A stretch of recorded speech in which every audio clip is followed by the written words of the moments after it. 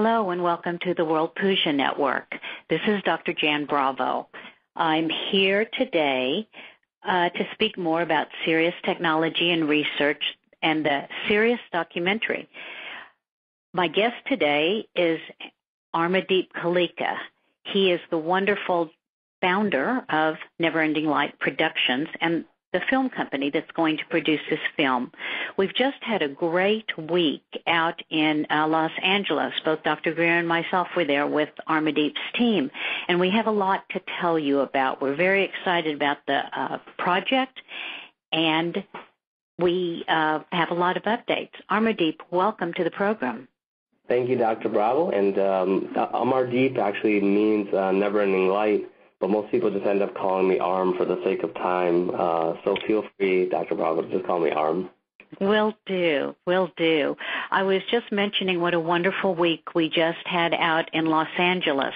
We met with all of your team. I would like to ask you to bring a little bit of your philosophy of Never Ending Light Productions, because it really blends in with what we're trying to do with this film, which is why we are working together are such a good team.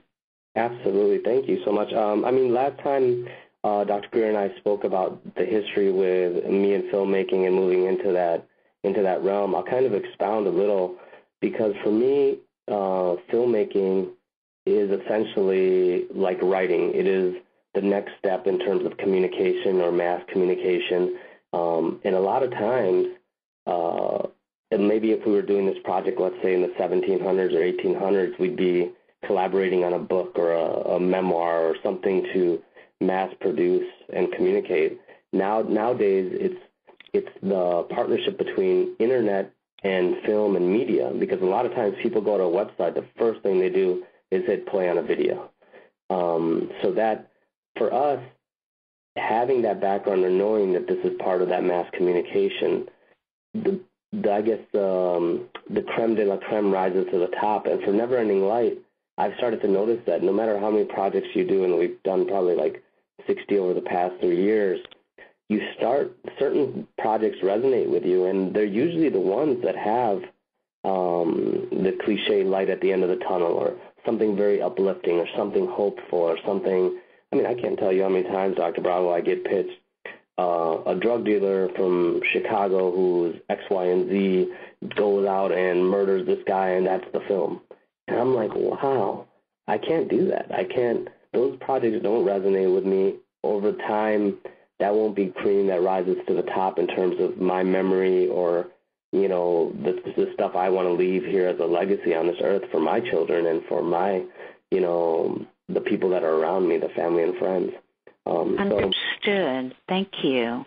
You're welcome. That makes a lot of sense. And actually, as we have on the site, and let me go ahead and give the URL again, to find us and to find the Sirius project, SIRIUS, like the STAR, if one goes to Kickstarter.com, correct, Arm? Yeah, Kickstarter.com, and then you can type in Sirius at the top and you'll get our project. Yes, there's a lot of information. There's information about what we're doing and what you said about videos. You've already started with videos of Dr. Greer, of you, which tell the story of what we're going to be doing. Now, there are 3 parts to this documentary, again, that of disclosure, the witnesses to energy devices and suppression, and ET contact. There's a lot of information that Dr. Greer has already put out, starting with basically the 2001 conference. Yeah. He had it at the Press Club, the National Press Club in Washington, and this has opened up so many other entities to give their information, including several governments around the world. As you know, ARM have released their information about UFOs and contacts. Really, they're military and deep, important sightings and documents. Just to say what is brought to the project, first of all, is particularly on Dr. Greer's behalf, 22 years of his work into this issue, into the contact issue, disclosure of what has happened in the past and what is happening now with extraterrestrial contact. Actually, what we are doing with CSETI, the Citizen Ambassador Group, and then also, and very importantly, and something that affects everyone specifically on Earth, the new energy sources that have been suppressed, that have been produced and suppressed, and that are continuing to be produced and suppressed even to this day. Yes. And all of this, all the information we have, we're bringing to this. And Dr. Greer is, as you know, one of the most knowledgeable people in the world on these issues. And he has briefed people all over the world. He's briefed royalty. He's briefed many people in Congress. Former CIA directors and sitting CIA directors. All of this has been written about and mentioned, and he has so much knowledge to bring to this that we're so glad that we can put it in a documentary and really have greater reach. Absolutely. And what I would urge people to do, and I mean I know you guys do the same, is there's 4 books out. Dr. Greer expounds a lot in those books and gets you the information. Currently, we're in concept phase for the documentary, and I'm going through a lot of research and development and getting the ideas down. And the more I realize it's a vast story. It's a humongous project, and it can go on for a long time in terms of people researching and searching for the information that they want. If they're really fascinated with new energy, or they're fascinated with the science behind a lot of technological advances, this is a place to start, because a lot of this disclosure information has those documents alongside, and most of those people that are in that field know of Dr. Greer's work because he's linked them to a number of things that they didn't have access to before. And he always says this, right? It's one of the greatest stories never told. And I could see why, because to some people, to the average person who's been indoctrinated with information that is, I guess, false. I'm gonna say that the easiest way I can. A lot of this stuff looks like farce, or it's a story too extreme to be real, and that's only because people's perspectives have been shifted that way. And we all have to kind of think back to what things have shifted our perspective that way, whether it be modern education or the media the way it is, or large groups in terms of organized religion or organized government. A lot of times they're shifting our perspective and taking the curiosity out of us. And I want to instill that curiosity back into people who watch the film. I want it to spike their curiosity. I want them to have a childlike quality when they walk away from this and go, whoa, I didn't know that could possibly have happened. Let me go look at that. Let me go research that. So this film is kind of like a lightning rod, or the tip of the iceberg to a whole slew of information that'll just you could wrap your mind around, and it'll just fascinate you for years to come. That makes a lot of sense. Actually, you mentioned something important, all this information. We talk about all this information, but one thing that's important to know is how seriously Dr. Greer vets his witnesses and those who give him information. I think we spoke in detail with you when we were there with your team about how important that is. We don't go on hearsay. We don't go on one guy said. As you know, with the witnesses in the Disclosure Project, they all showed what was called their DD-214, their release papers from the military, which states that they were there, where they were, what their position was, what their clearance was. All these things are very important, as you know, as a filmmaker. Your sources are important because you're telling a true story. And all of this is being brought to the documentary. And interestingly, just from the Sirius side, just to tell a little bit what our team is bringing, I've already mentioned Dr. Greer's 22 years of experience. Much has been written out, but much has not. There's not been time or room or place. We've needed something like this forum to present this material, and there's a lot that will be presented. Interestingly, we have a lot more there have been new people coming forward, and we're adding to our cache of information. There are many people who are being vetted at this time to make sure the information is real that may make the deadline to make this film. Dr. Ted Loder, as many people know, has been a big part in helping with disclosure. In fact, he took a year off to spend working on these energy issues and following and studying and finding what was out there. In fact, he visited the people who held the remnants of the Stan Meyer materials, and he saw a great deal of information there. And Dr. Loder will be a part of this documentary because he has much more new information to say.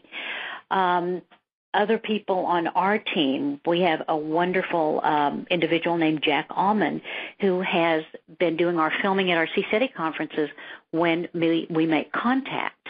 And we have a great deal of videos and much more information to bring out. Jack took the time, and again, this is all a volunteer effort. He took the time to learn Final Cut Pro to be able to present these videos.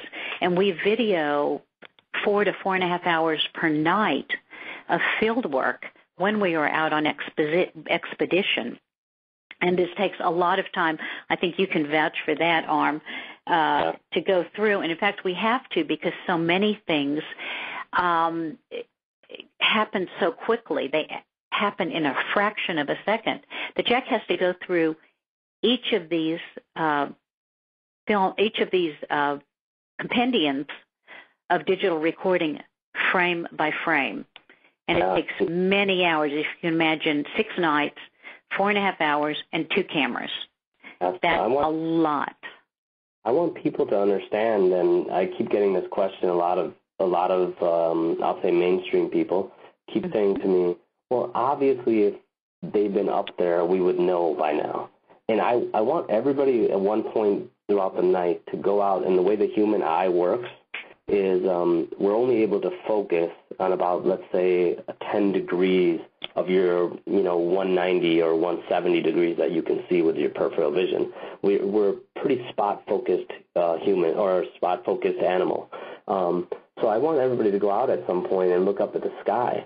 And to be honest, even if we had all 6 billion humans out there going outside in the nighttime and looking up at the sky, we're only going to cover a certain amount of time and certainly a certain amount of space. We won't be able to view the whole area. And then when we're talking about levels of, how far you can actually see, I mean, cameras, humans, there's definitely a reason why it's hard to get this stuff on camera or hard to really get compelling evidence. It's because we don't have the technology yet to work in the dimensions that we need them to work. And the other day when you guys were here, we tried to bring you into a very private meeting about a prototype camera that's going to go out on the market that the military is using in terms of covering the wide number of degrees and being able to pick up low light sensitivity. And that technology, I mean, even with that, we're only going to be able to do so much. So my hats are off to anybody out there attempting to capture this stuff, especially your team, because you guys have been doing it systematically and keeping and logging notes so systematically that they're precise and work backwards on it. Well, that's That's a good point, all you've said. However, let's add, and you'll see this when you come out on expedition with us, which we're very excited that you're going to be doing. What Dr. Greer has done over the years has developed the protocols to make contact.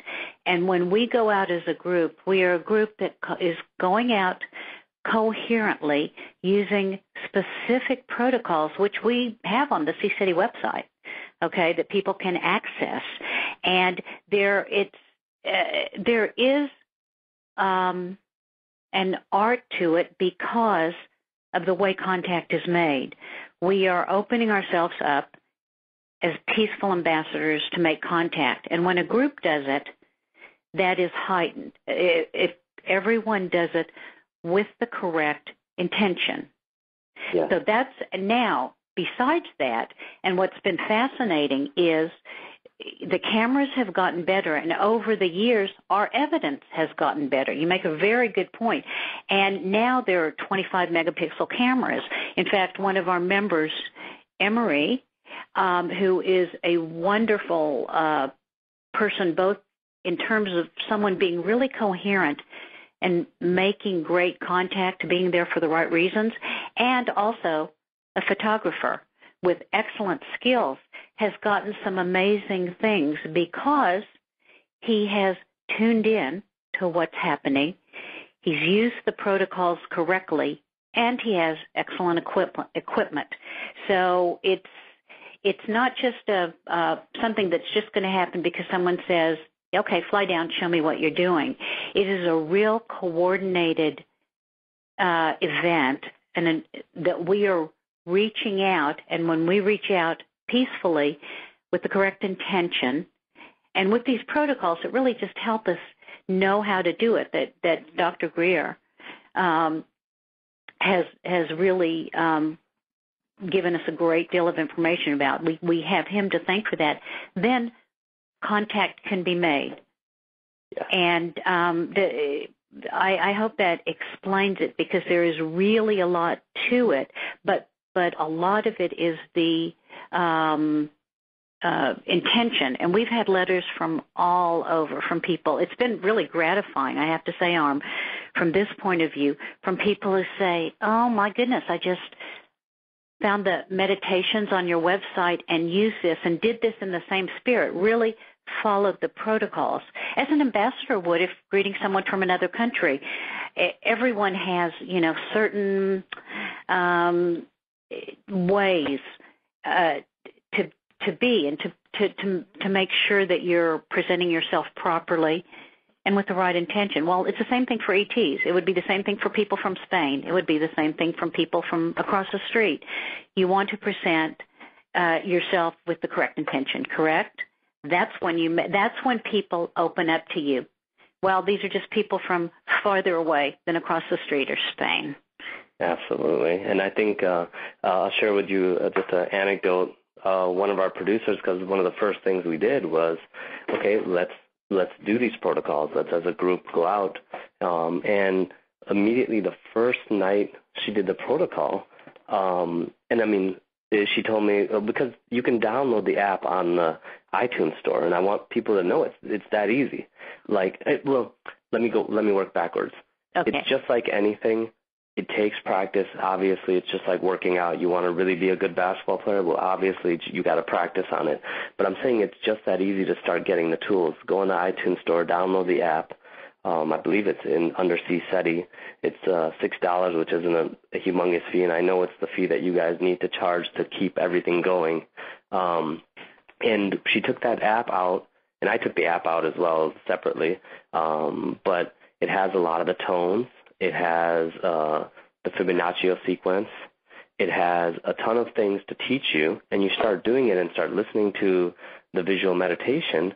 And even after the visual meditation was done, she was really honing in on the aspect of understanding.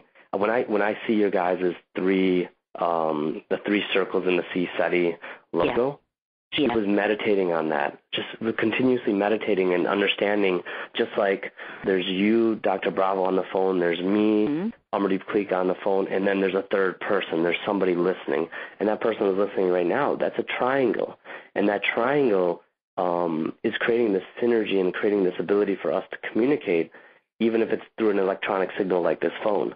But now let's hone that and say that electronic signal has always been in us and in our mind, and we've been able to do this for thousands of years, and maybe in the ancient past people knew how to do this. But right now, we can start working that out again. And she did it, and even after the meditation was done, she recited back to me. I even videotaped her immediately when she, screen chatted with me, and she was like, I am just blown out of my mind because I just saw 3 encounters, and she specifically told me what they were and why they were there, and the 3 stars she was focusing in on, and it's amazing. I'm a third person. I'm an objective person. I'm part of the Sirius project, but I'm objective in the fact that I'm an investigator more than I am. As a filmmaker, I'm an investigator. I want to know. I want to know more information. I want to see this. And when my producer came back, I could see it in her face, like if she was changed. And she'll probably be changed for the rest of her life because that opens up a channel, Yeah. That's really wonderful. Thank you for sharing that story. And I will say, you having mentioned the app, the interesting thing is that some people think, they have to go on an expedition. No, they don't have to travel anywhere. $6.99 is what the app is, and for that, we've put all this information on there.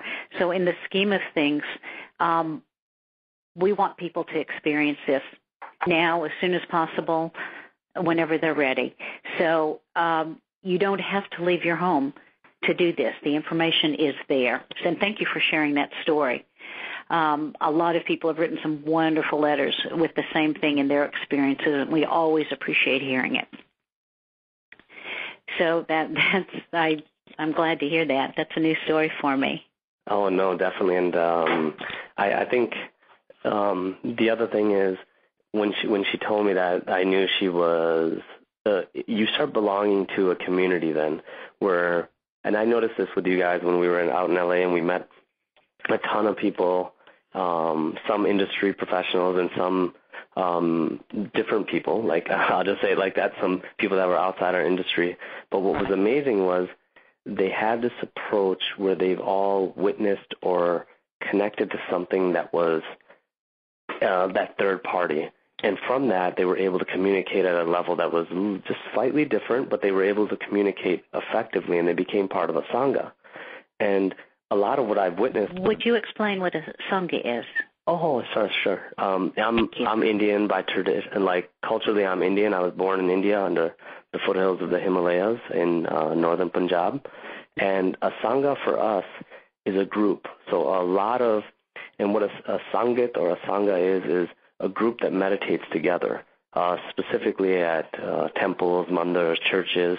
All these Sanghas are constantly, and there's a guru usually, there's a teacher or there's a person who's kind of channeling the energy, and then the Sangha is sitting there meditating in that same. And sometimes the guru is just a book.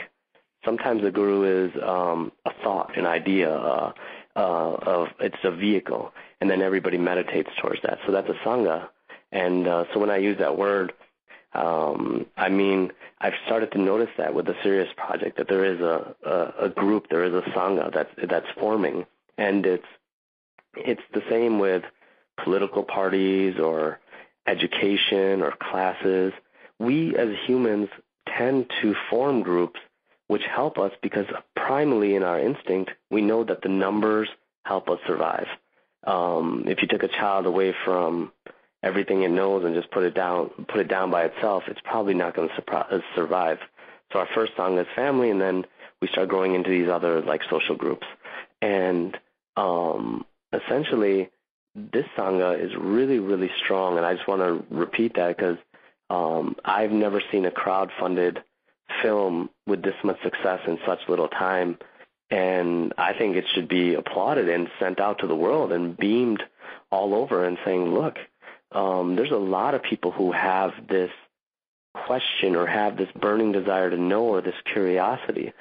Since that is there, we must examine, whether it be this documentary or whether it be a professor sitting in an astrophysics lab somewhere. You need to examine, you need to search, because if this many people out there are looking for the answers, let's give it to them. Let's find these answers. And some of them have already been found. It's just a matter of re-examining or researching. The word research is funny because you're searching again. Yeah. Right. No, that's true. That's true. For something's there, you're really discovering something. Yes. No, thank you for that. Actually, speaking again of the production, I think you were impressed with some of the people who came out. A gentleman who brought very much information on the energy topic, devices and suppression, and he's going to open up his whole cache of information to you, and we'll be going over that. There will be information in the documentary on this, and we, of course, know many people. Of course, Dr. Loader has been all around on this issue through the Orion Project and past, even before that. And then Dr. Greer is, of course, very knowledgeable on that subject. So we're very excited because we hope this moves people to help do things to lift the suppression, to help more people come forward who have devices and have had devices and can make devices to do so. And as you know, what we really hope to do with any proceeds from this documentary is put that into building our own facility to make an energy device, from bringing together all the scientists that have agreed to work for us. If we have a place where there's safety, strategically safe, and we have the funding. So that's probably the most important, exciting point of this, besides educating many people, really all over the world. And it's also to give people hope. It's not just to tell what has been, but again, it's to say what can be. So this is going to be a very hopeful documentary, actually, very educational and also very hopeful.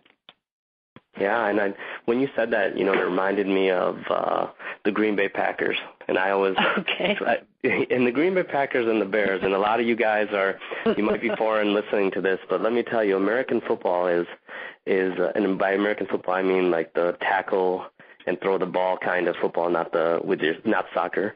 The Packers and the Bears have a rivalry that is akin to the French and the British. Okay, it's akin to every rivalry you've ever seen. We're two little areas in the Midwest, and I come from Wisconsin after India. Okay, and I was wondering why that. I'm a Packer fan.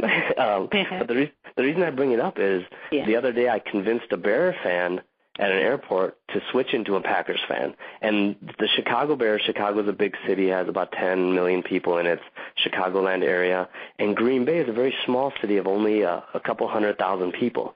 Yet the Packers have won in the last, 6-7 years a Super Bowl and have been very successful over the past 10 years. And I said to him, I said, look, for one reason you should be a Packers fan. The one reason is every other major sports team in all of American sports, whether it be basketball, football, baseball, hockey, none of them are owned by their community except for the Green Bay Packers. And he just dropped his jaw, and he goes, is that a fact? I said, yeah, look it up if you want. It's a fact. This is the only way an organization in a city of only a couple 100,000 people can compete against a New York team or a Chicago team. And for that very fact, when you look at Green Bay, it's a bunch of blue-collar people working. They work in a factory, and they come home, and all they did was they put their money together. They pooled it together to buy this team and franchise, and they're the only team. And I think of the Sirius Project that way because it needs to be a tight-knit group of people. Otherwise, there might be infiltration and these other parties coming through and kind of controlling the situation. With the Packers, it's very, very similar. They're able to succeed because they're small, because they're a tight-knit group of people. And I couldn't believe I convinced a Bears fan to become a Packers fan. But in the same way with Sirius, the proceeds for this film, because it's crowdfunded, and maybe I should back up a little and just explain to people how film investment works, or how most projects actually get built. Mm-hmm. So most projects get built with what we call a 50-50 split. A team makes a project, but they get financed by another team.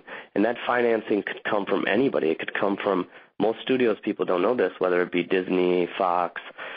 They're usually backed by a corporate entity, a Fortune 500 or a Fortune 20 company. AOL Time Warner owns CNN. The list goes down, and News Corp owns Fox. So all that financing is coming from one arm, and they own half of the project, and usually 51%, because they need to have that majority ownership. The rest of the studios, whether you look at Fox or whatever, it's a group of creative people putting together a project. But the people who own the 51% get to demand what that project is, and that means you're going to see X-Men 17 times. You're going to see the same type of films that people that want to indoctrinate you. They're going to show you. You're going to see that. In this situation, which is completely different, we're a crowd-funded film. We're funded by the people who are, they themselves, either pre-ordering the DVD, which is a simple thing. It's like $11, and they're saying, well, I want the DVD first, or I want to be able to watch it online first. Or they're going further, and they're getting other incentives for funding this project, but their agenda is free and clear. Their agenda is truth. And that is what's amazing about this project, because at the end of the day, when profit is made, it can all be funneled towards Sirius Technology and Research, which is the safe haven for a group of, your guys' vision, which you can expound on. And that's right. Where it's going to go. And I want every audience member to understand that, there's no secrecy in that. This is a very transparent process. In fact, our last update video was just to show you guys how transparent we want to be. We want to show you every step along the way. We want you guys to understand how we're getting the information and where the information is coming from, so you can trace it back yourself, and that curiosity is piqued, and you're able to find the hours and hours and hours of literature and hundreds of weeks of information that have been hidden for so long. That's such an important point, and I appreciate mostly what you said about transparency, and showing people along the way what's happening is really important. And thank you for keeping up with those videos. I think it's going to get more exciting as we go along.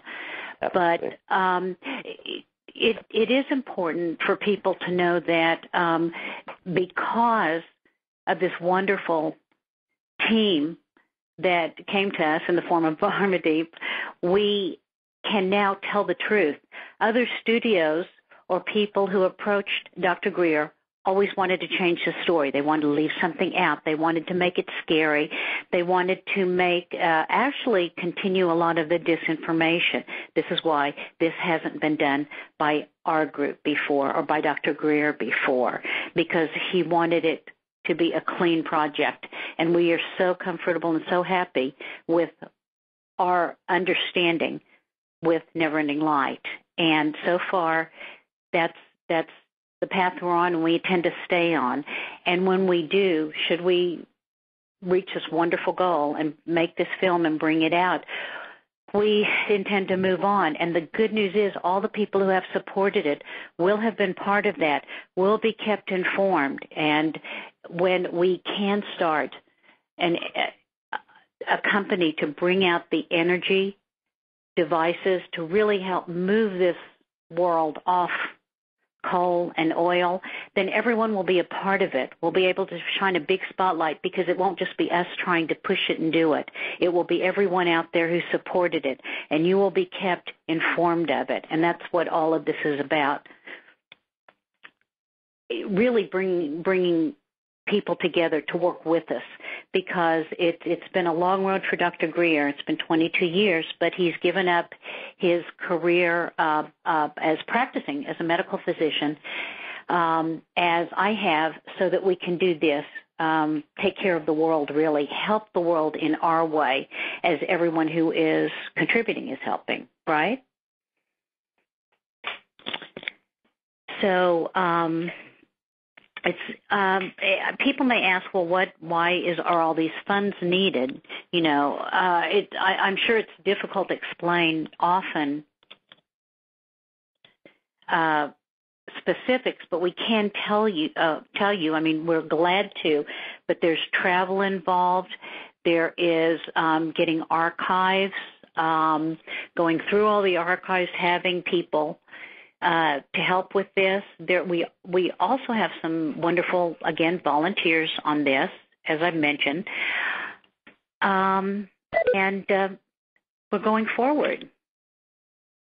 Amardeep, I seem to have lost Mr. Kaleka on the phone call, so I will continue. I'm going to give the URL again. Again, if you go to Kickstarter.com and type in Sirius, SIRIUS, you will reach our page. So continuing,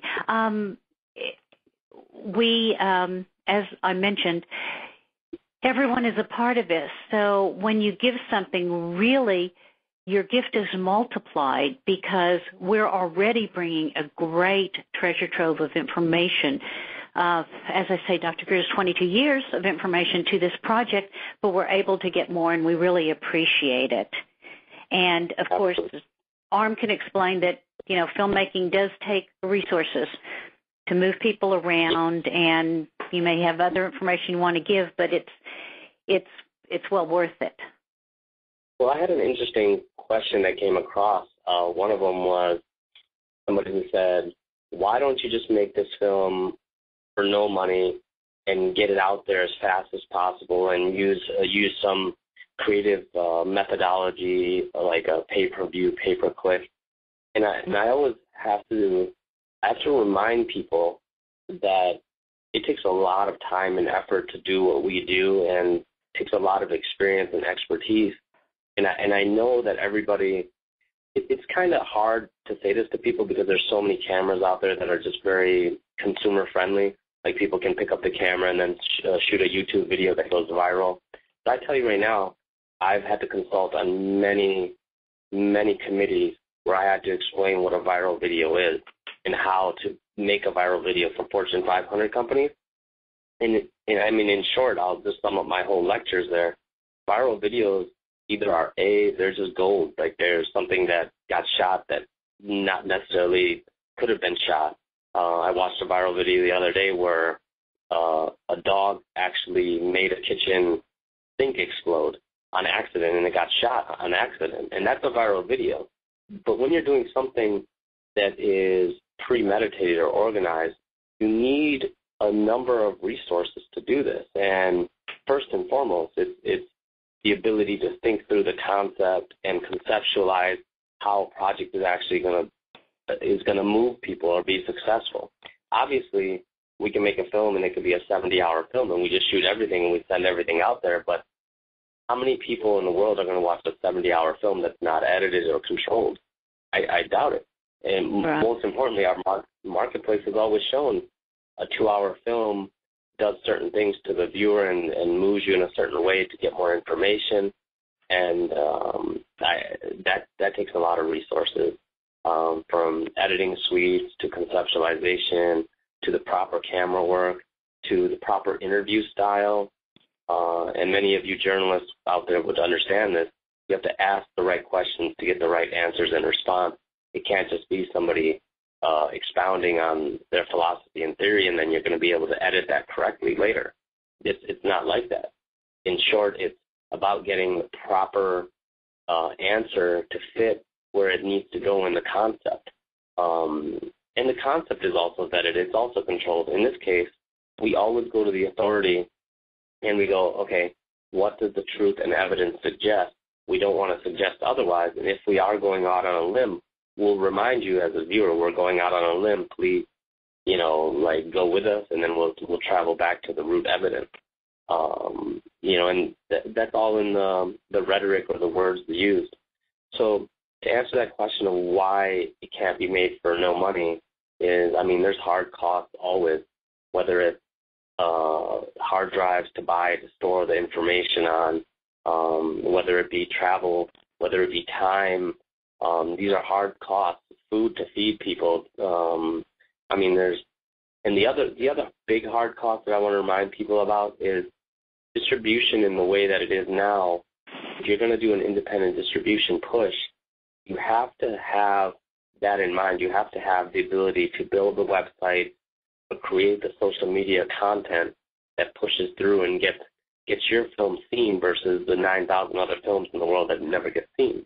And we at Never Ending Lights, we try to understand that. I'm not going to say we're not Fox Studios. We try to understand it. We're successful in some ways, but we're never going to get so confident and cocky that we're not going to stop learning.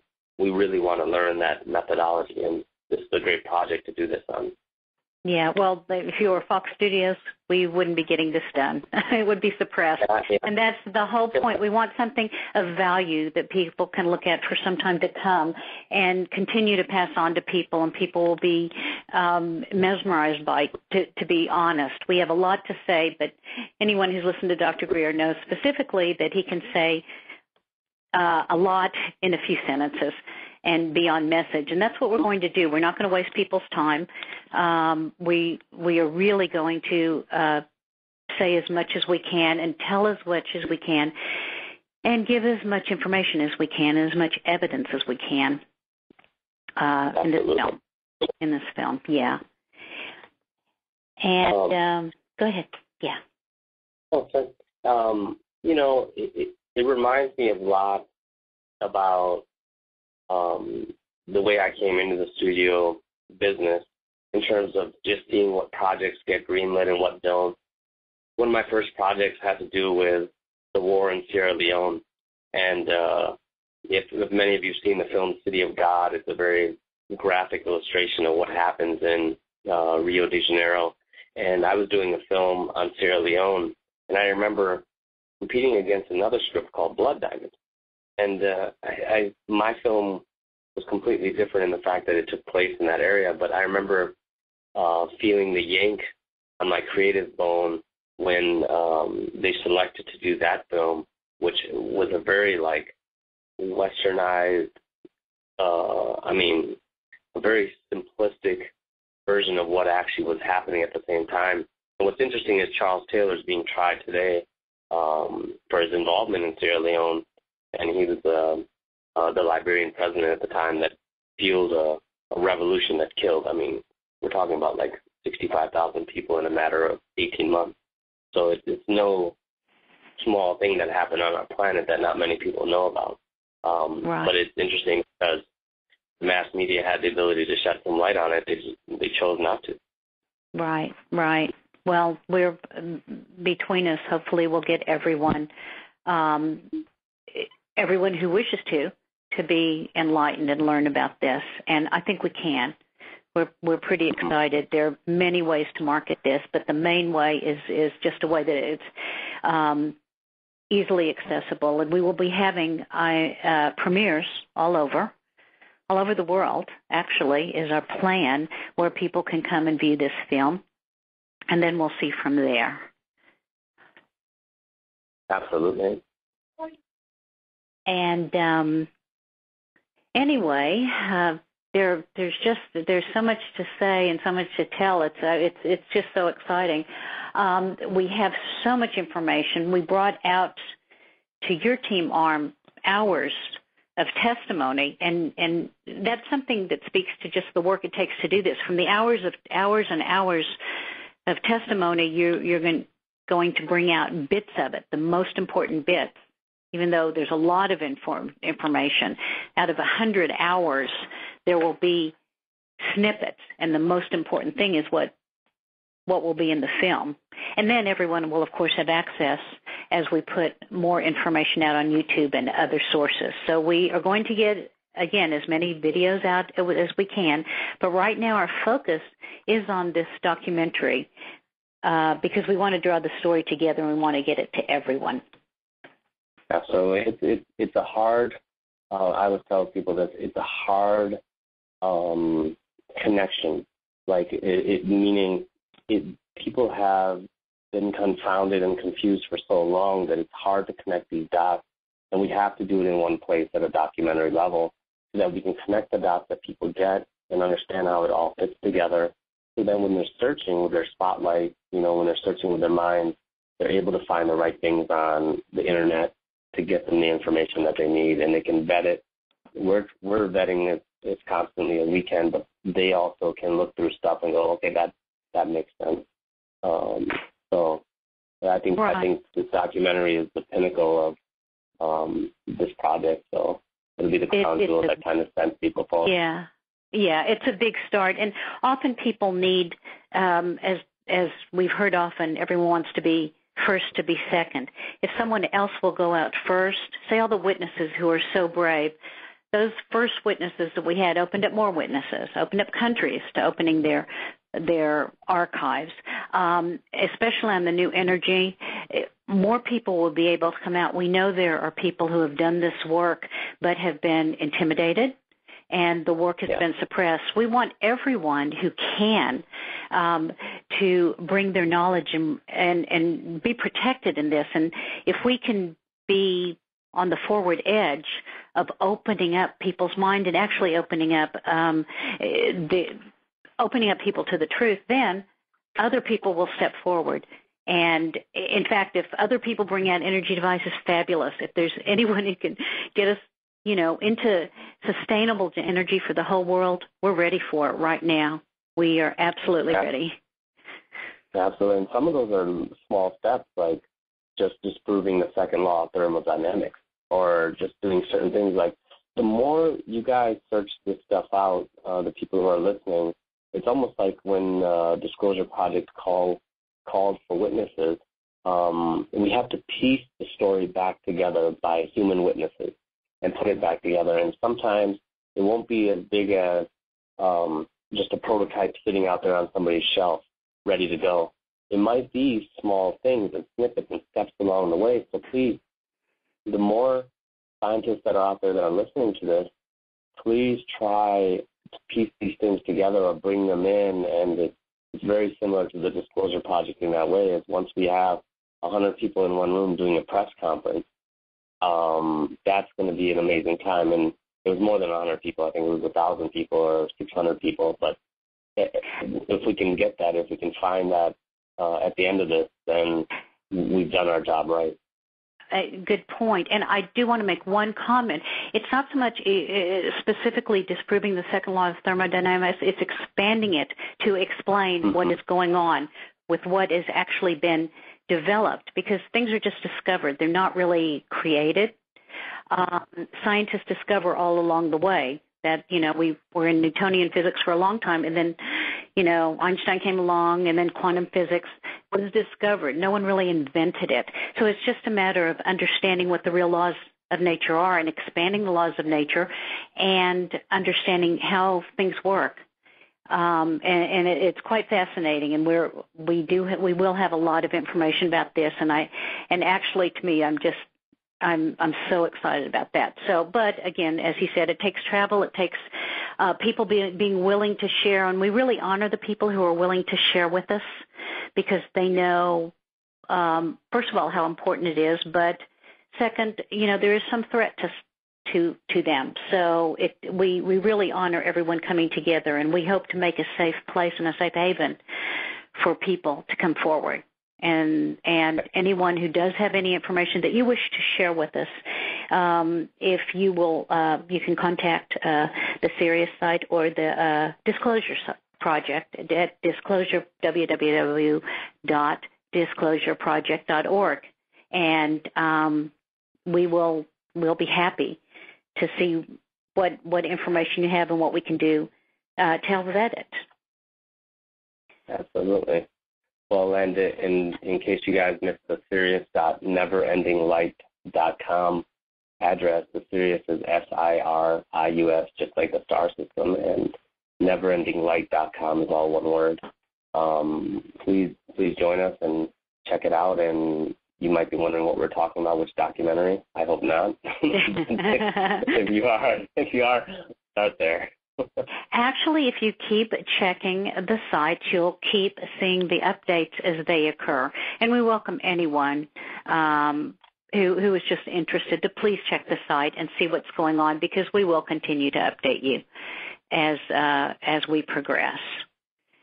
So have you any other comments? I think we're about there, Arm. Any final comments that you would like to give? Well, let me apologize to the audience in terms of we were on a landline, but it seemed to have cut me off, and I hope all is well when they re-edit this together. Okay. Okay. Well, I want to thank the people at World Pujan Network. You folks are wonderful. You spread a lot of good energy around the world. And we just want to thank you for giving us this time to speak. Amardeep, thank you so much. It's been a pleasure speaking with you here today. And I want to thank everyone who's tuned in. And as Dr. Greer always says, keep looking up. Thanks a lot. Bye-bye.